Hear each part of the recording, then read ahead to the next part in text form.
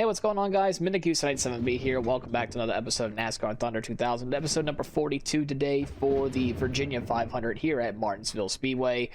We have a lot of stuff to really talk about in this episode because we have gotten some new R&D. Yay! Our tire grip has finally arrived. Ain't that swell? Anyway, so I made a poll about a while ago saying, like, what do we need to do for our next R&D, and most of you said tire wear. So guess what? That's what we're doing next. $600,000 for 6 races, so that'll be arriving as soon as we possibly can. And of course, as well, because thanks to the R&D people, that already came in, because we got level 2 R&D stuff, we're banishing everyone to the Shadow Realm. Everyone. They weren't happy to work with us anyway, so it's time for them to say goodbye. Massive layoffs, but that's okay. We're gonna have new people to come aboard, starting with you, actually. Mike Mongi as the front tire changer. Thank you very much. 78 across the board. Welcome aboard. 79 across the board. Ooh, and same with you. 79 across the board. Also very swell. 78 speed. Get back in there. Unfortunately, we lose a little bit of speed for this one, so guess what? Martin Rosado, welcome aboard. Catch Can Man, you, welcome aboard. Crew Chief, our new crew chief, Matt Marinello, welcome aboard, 33-year-old. Engine Builder, we're gonna need a new one. Yeah, this will probably be the best one for us. Chassis Builder, of course, we're gonna need the best tire grip, so we're gonna take you. And as well as the more downforce. We actually need more downforce over the draft anyway, so we're going to need to take you. Yeah, so that's all there is to it. So, now we have some stuff to really take care of. We're going to build a new engine, of course, for 3 races. Welcome aboard. We're actually going to sell one engine. I don't remember which one I want to sell. Well, we gotta see which one we get overhauled. This one goes up to 67. This one goes up to 66. This one also goes up to 66, but this is more fresh than anything. So we're actually gonna sell the middle one. Sell you for $217,000, sure thing. And we're gonna overhaul this one to make it 67, 63 with a 76 durability. It'll arrive in 2 races, sure thing. And, of course, we're going to build ourselves a new chassis as well within 3 races. Look at that. 74 tire grip. We definitely need that. As well as overhauling one. I kind of want to overhaul this one. Yeah, I really do, actually.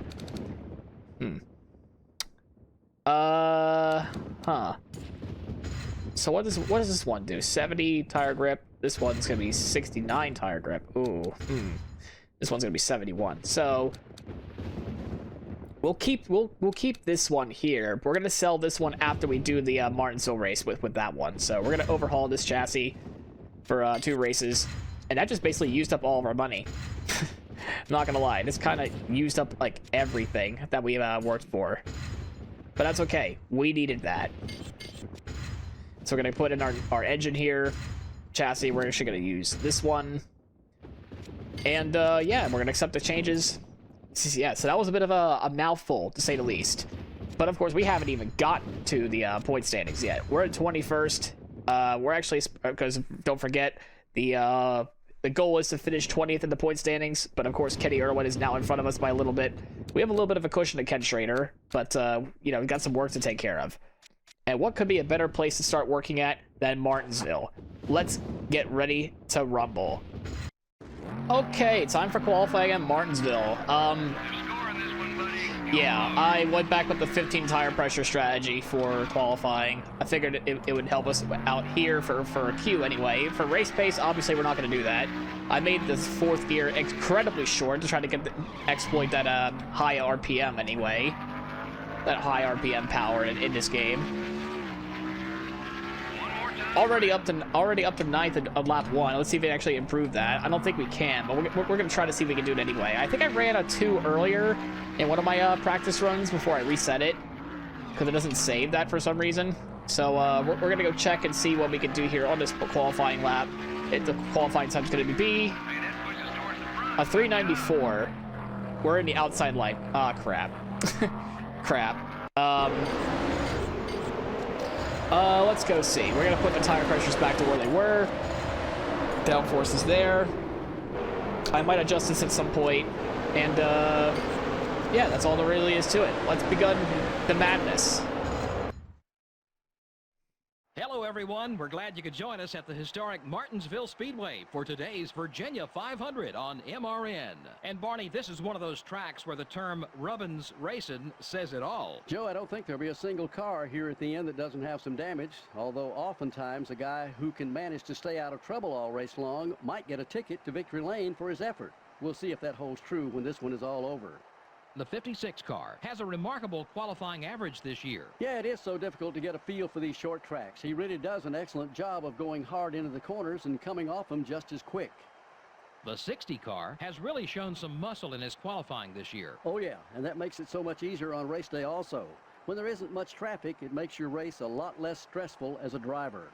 Ward Burton has a solid top 10 spot in the standings so far. He's been working hard this season, and it is paying off so far. He'll need a good finish in this one to gain some spots. For the land of the free and the home of the brave.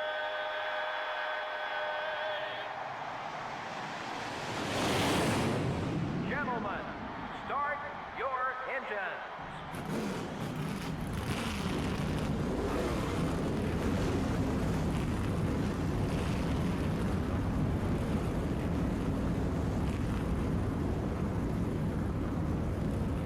So it's Robert Presley that leads the way, alongside of Mike Skinner. Our teammates in 4th, Stacy Compton qualifies P3. We're qualifying at 8th. We got 125 laps to see what we get. We're going to have to bully Labonte back to the bottom, because that's what we're going to do. And we're underway. Don't know how long we're going to stay up here, but it's best for us to find out now with our newfound, I guess, personnel, I would say. We're going to try to take the 6th spot away from Earnhardt. Without a little bit of rubbing anyway. We're actually still fighting alongside him so well. This gear ratio has been quite doing us a solid right now. Now we're just trying to stay behind our teammate, not try to ruffle his feathers too much. We just still don't have the tire grip to actually go up against the bigger guys at the moment, but we're still holding on strong inside the 7th position.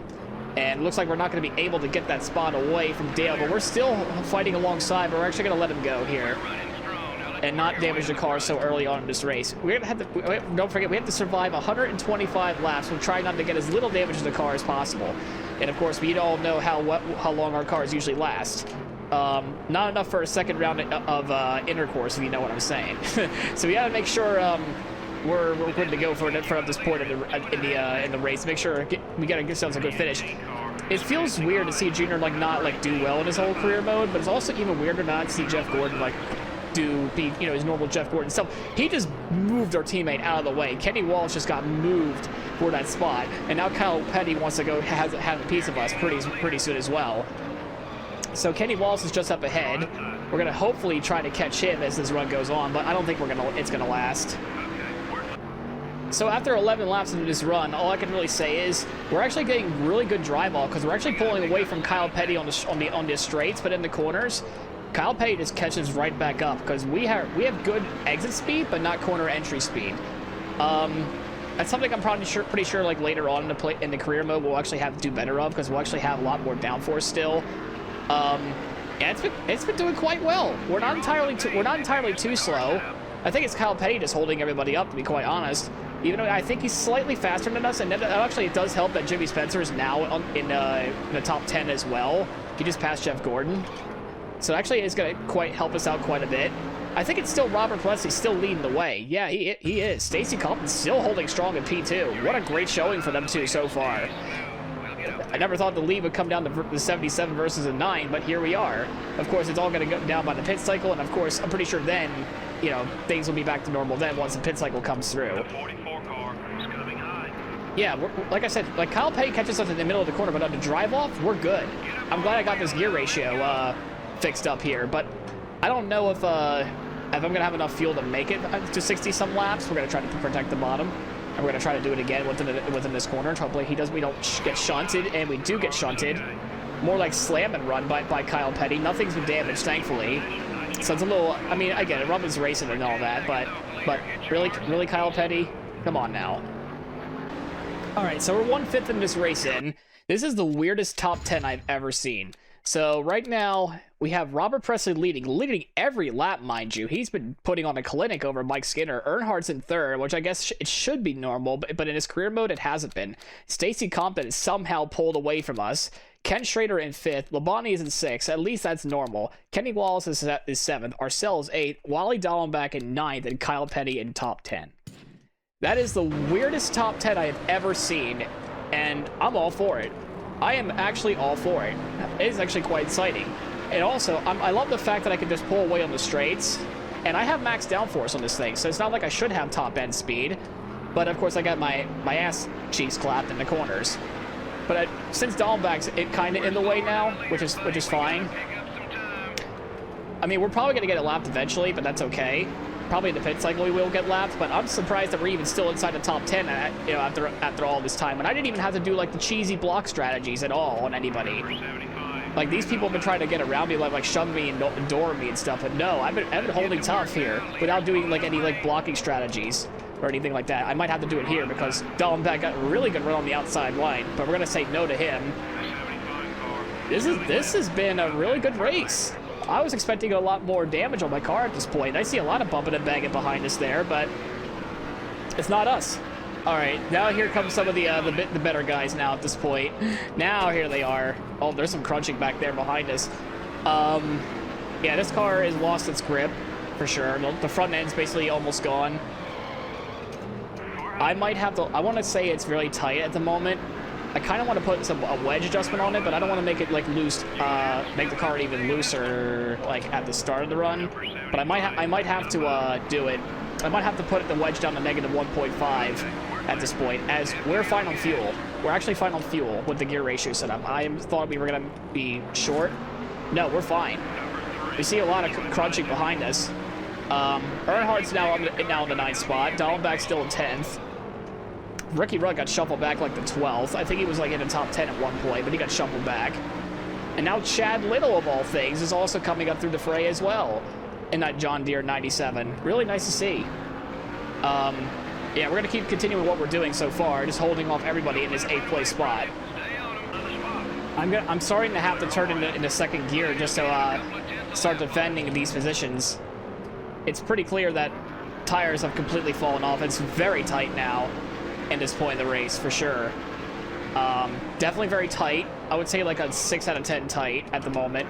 I know I'm just pushing the shit out of the front tires, but you got to do what you got to do when you're trying to stay in the top 10 here.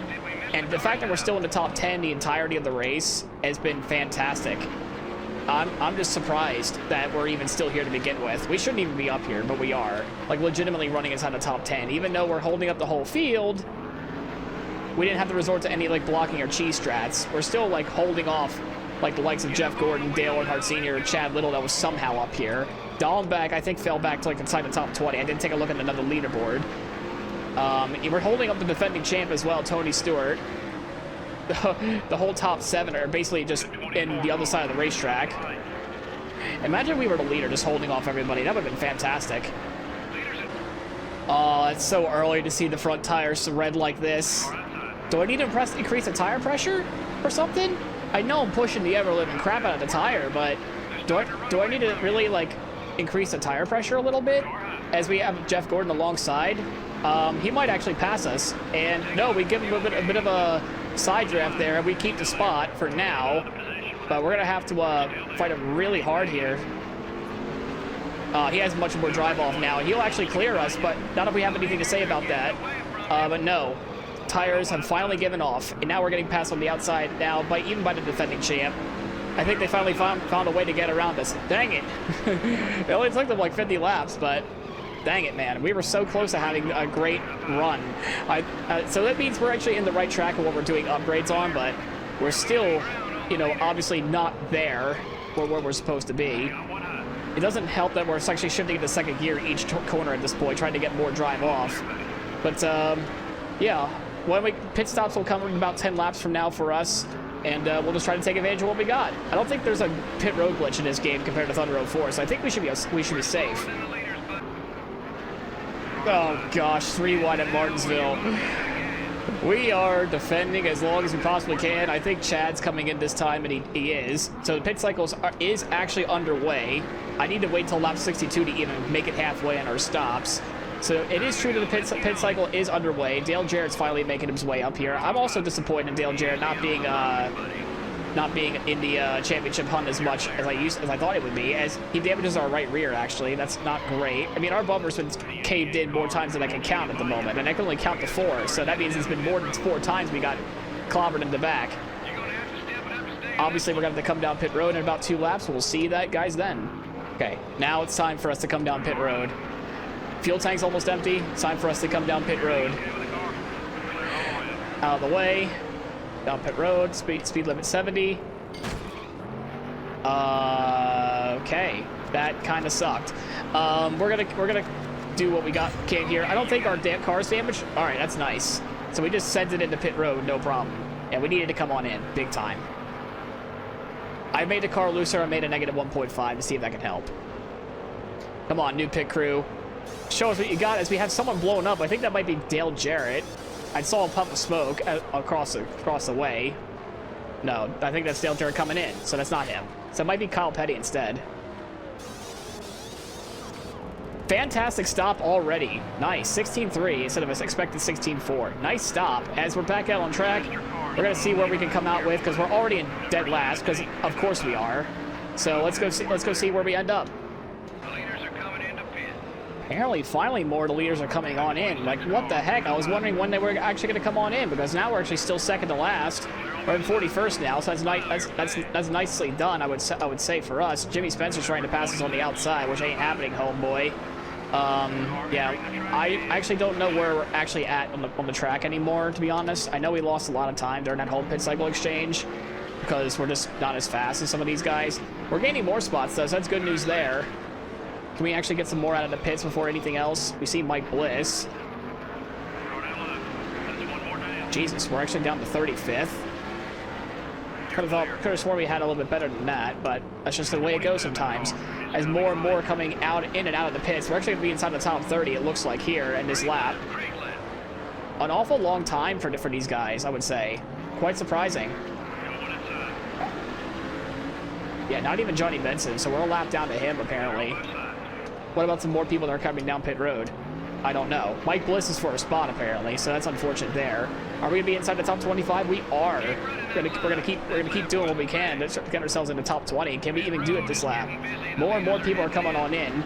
I don't even know who the leader is anymore, to be honest. But we're inside the top 25. Really nice to see. That just screwed us. That absolutely just screwed us. Mike Skinner's the leader, but we're gonna be a lap down now because of that. So thanks. Whoa, that was a quick lap. So what a bum. Honestly, what a bum. He deserved that. Yeah, eat that barrel. I hope it tastes delicious. I know you can do that quite a bit in Thunder 04, but it's kind of a little bit rare in Thunder 03.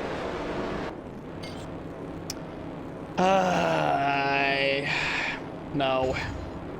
We're gonna lose the track position if we do. And we kind of need to hold these guys off as long as we can. And is that Stacy Compton leading the way? And it is. Stacy Compton is leading this race in the number 9 machine. Legitimately, the number 9 is leading this race. But Mike Skinner is going to go down the inside to take the spot away, and he will lead the way in our RCR affiliated team member. Labonte's in 3rd, Earnhardt's 4th, and Schrader's in 5th. So once again, we're going to have to play defense this time for the 18th spot. And no, I'm not going to go down pit road because I'm afraid I would never get the spots back. So that's why I decided to stay out. As you saw, you know, we just have to keep doing what we're doing here. Oh, look what the cat dragged in. Kenny Irwin Jr., funnily enough, the people we're racing against in points are right behind us. Our teammate Kenny Wallace and Kenny Irwin Jr. Unfortunately, they're starting to really figure out my little strategy as we have to give our teammate a bit of a brotherly shove. Really fighting hard to stay inside the top 20 at this point. But if you think staying out would have been a better idea, I don't think so. I don't think it would have been better since this is basically a track position race. Like, maybe we would have been fine maybe we would have been fine, but it's kind of hard. It's kind of hard to stay where we're at right now, as we guys got slammed out of the way by Robert Presley, and now we lose another spot. Our teammate, it just hits the wall. I can't dive deep into the corner because we just lose the tires. This race has really gotten downhill so quite quickly here. Okay, all right. Yeah, guaranteed our fuel cell is going to get destroyed before this race is over with.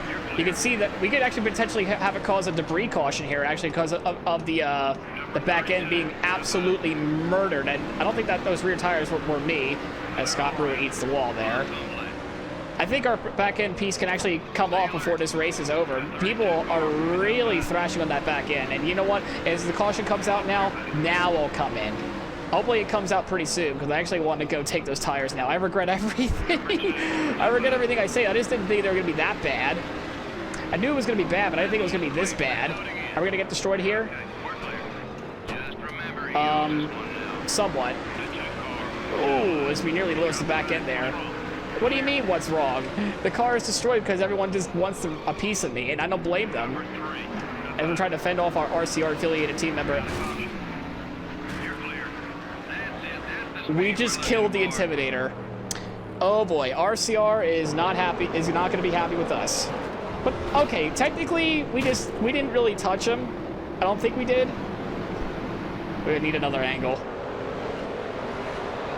No, I don't think I tapped him from those replay angles, but I didn't give him any space. I didn't give him any space, to be fair. There may be some talks. Let's just fix this crap and get back out there. Because this run's going to be shorter, we're actually going to make the tire pressures 18, get ourselves a little bit more grip in this John.